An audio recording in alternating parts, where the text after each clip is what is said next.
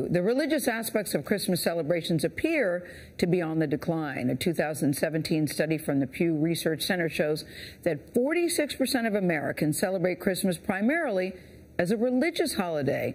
Now, that's down from 51% back in 2013.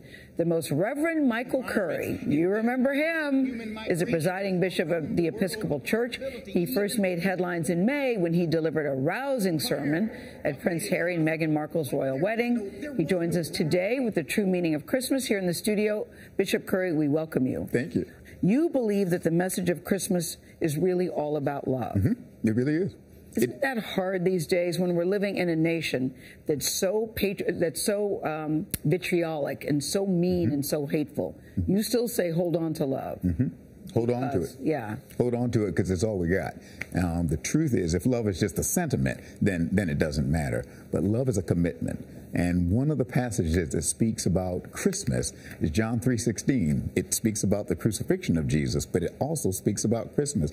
God so loved the world that he gave his only son. Yeah. It is love which is tied to giving, not taking. Giving. We give gifts as a symbolic way of reminding us that God showed us the way of love, which is to give and not to count the cost. You said hold on to love because that's all we got. It's all we got. Elaborate on that. If you'd asked me years ago, what's the opposite of love? I probably would have said immediately hate. Hate, yeah. And to be sure, that's part of it. But the real opposite of love is selfishness. Love is the opposite of self-centeredness, and self-centeredness is the most destructive force in human relationships and political ones. But love is the antidote. Love is the cure. Love is the way. Well, I think the cure and the antidote is what many people need, but how do we do that when we are so polarized in the nation today? I think that's where we have to make a decision and a commitment. That's why I say love is not just and we're mad, too. Yeah, but make a commitment. I'm going to live in the most loving way possible today. If I'm a member of Congress, I'm going to live in the most loving way possible, and I'm going to look for legislation that is about loving the neighbor, that is not about my self-interest, but about the common good.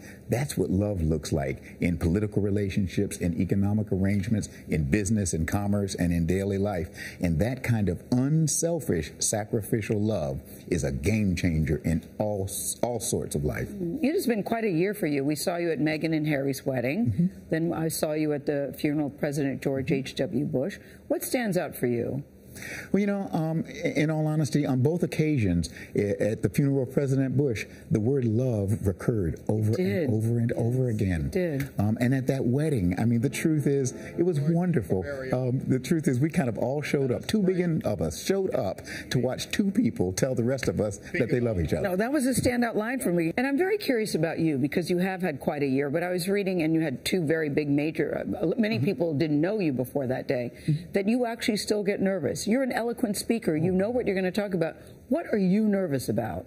I have no idea, but I'm just nervous. Well, I do call on the Lord, but I just want to make sure he shows up. What are you nervous about? Oh, you get nervous. I get nervous before, but once I'm in the moment, then I'm focused. Then you get in the zone and you just kind of keep going. But I get nervous because you don't want to mess up. No. I mean, there I was at the wedding, 2 billion people. I didn't even want to scratch my nose. No. And you didn't. So as we head into 2019, other than love, what do you want us to remember? What I really want us to remember is that there's one God who created all of us. And if all of us have the same parent, that means we are brothers and sisters, siblings of each other. And we need to treat each other and treat this creation like we are brothers and sisters. We need to be reminded of that. You can't get that message enough. So nice to meet you. It's great to meet you. Thank you very much for coming today. Thank you. God bless you. God bless you too, Bishop Curry.